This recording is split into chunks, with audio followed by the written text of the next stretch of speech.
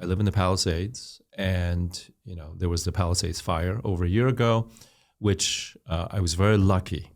My house was spared, but my neighbors on both sides and all around me were burned to the ground. Right, and many have not even begun the work of rebuilding. And so here I am with a house that I can't live in because it's full of pollution and heavy metals and whatever else there is. And the air quality and the soil quality and all that's been affected, right? So my point here is I could never have imagined, nor can anyone can imagine, that entire Palisades of 6,000 homes would be burned down over 2 days, and that across town in Altadena, another 6,000 to 8,000 structures and homes would be burned down, all in a span of 2 days. And we had over 100-mile winds, for example, which was really rare. But we do have winds. And then, couple that with many other factors. So environment is changing rapidly. We see these devastations of hurricanes coming through, flooding, droughts, fires, everything. It's affecting human health in a big way. So going back as far as the Yellow Emperor's time, when that book was written, it talked about the environment and how changes in the environment can make people sick. And it really sort of chronicled very specifically the specific changes when it's too dry, when it's too windy, when it's too damp, when it's too cold, and so forth, can all impact the human body in a very profound way. And so if we're talking about, living long lifespan, elderly people in their 70s and 80s and 90s are very prone to environmental changes. When it's too hot, they can't adjust. When it's too cold, they freeze to death. And we've seen that happen, play out in Europe and US, elsewhere in the world. When the environment is extreme, you have a bunch of people dying. These are very real, and it's going to happen more and more. We're going to see this more. So we have to look at that environmental medicine, something that we've kind of neglected, but now we have no choice because right in our doorsteps now. What do we do with that information, knowing that certain things are out of our control, whether it's a hurricane that's coming, we don't know where it's going to hit, or fires? How does someone listening to this react to something like that can help them with their lives? Yeah, that's a good question. I mean, short of moving, right? and I appreciate that. I don't want people listening out there going, oh my God, I just feel so helpless, right? Sure.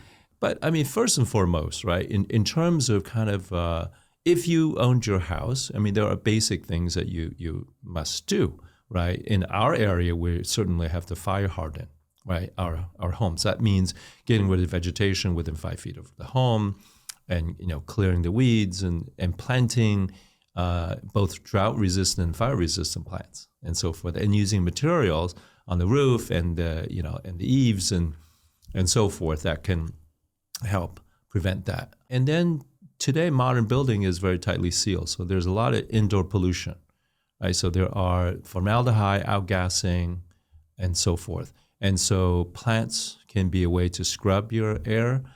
You can put HEPA filters that can really pick up, sort of pollutants and so forth, which is what we're doing to rehab our house. Also, trees, right? We need to plant more trees. Trees actually, and certain kind of trees, certainly in our area, we need to be fire resistant. And I'm convinced that the reason why my house escaped, besides what I consider divine intervention, we have these huge old oak trees that canopy over our house. And so when the winds came, and with a lot of ember, the trees took it. The oak trees grabbed, kind of like an umbrella. And so a lot of the oak trees were burnt and damaged, but they're fire resistant, so they'll come back. So besides trees providing shade, lowering the house temperature and the temperature all around and so forth, which is important for residents. So there are actually a lot of things you can do. Now, if you're renting, of course, what you can do inside your home, right? And everyone can get an air filtration device. That's not difficult. And having the right kind of house plants, for example, ficus, indoor lilies, and so forth, they actually scrub the air of formaldehyde and the outgassing of presswood boards, furniture that are built with that. Oh, so there's specific types of plants that are better for pollution. Yes, they actually scrub the air, which is kind of so there's a lot of that information. I write that in the book as well. But there's this preparedness, right? I mean, it's all about being prepared. You offer me some electrolyte water when I walked in today. It's a hot day here in LA, and so this is great, right? So, but how many people actually pay attention to that? They're out there sweating, walking, playing sports and so forth, and they're just feeling dizzy from actually low potassium, low sodium, the blood pressure is dropping. So being prepared for us, thinking about what could happen, and doing drills and Red Cross and having extra food and water and all that, just so that you equipped yourself ahead of time. And I think that's really important. Now we all need to be mindful of that. All have to have in LA, so I hope you have an earthquake kit, right?